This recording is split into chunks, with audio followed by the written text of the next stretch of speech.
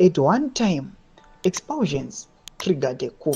Azvipere mushe vakomana vapinda zvekare panguva inoi vakati aiwa, you must remember kuti muchiona ma-expulsions ari kuitika nema-suspensions ari kuitika panguva inoi, you must remember kuti pane rimwe gore rekuti ma-expulsions aitika zvakaleda to a violent coup.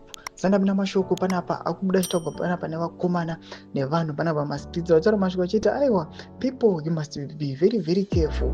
Aiwa, nekufaiwa kuri kuitwa vanhu just because it might end up aiwa zvanoposheka nepamwe. Saka muna mashoko abuda nyora panapa dobva subscribe like on the bell. Pana mashoko akabuda togwa panapa nevakomana vanata feed the man atiri kuona kutunda pasocial media vachiti Mdarageza adzingwa muZANU-PF is no longer a member of ZANU-PF.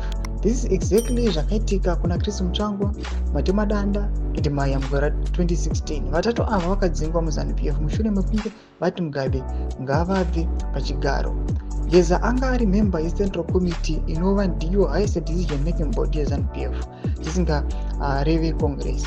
Don't forget zvakare kuti he is still in hiding, mapurisa achiri kumutsvaka.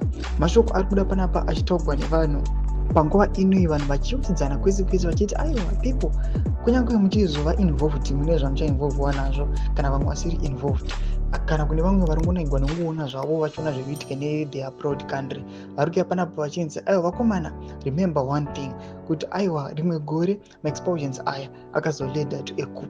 Tikaona pakuti ma-power transitions pana panguva inoi tichiona ma-expulsions achiitika panguva inoi, people aiwa vachizongogara vachingoona vachingokera chiti aiwa isu hatina zera nazvo, vatone zvasvika kupi. Tudze mafunguro enyu munoti kudii pamusoro pechiitiko ichi. Abvina comment section medu mutudze mafunguro enyu, so subscribe or like onjera matamu bebele icon.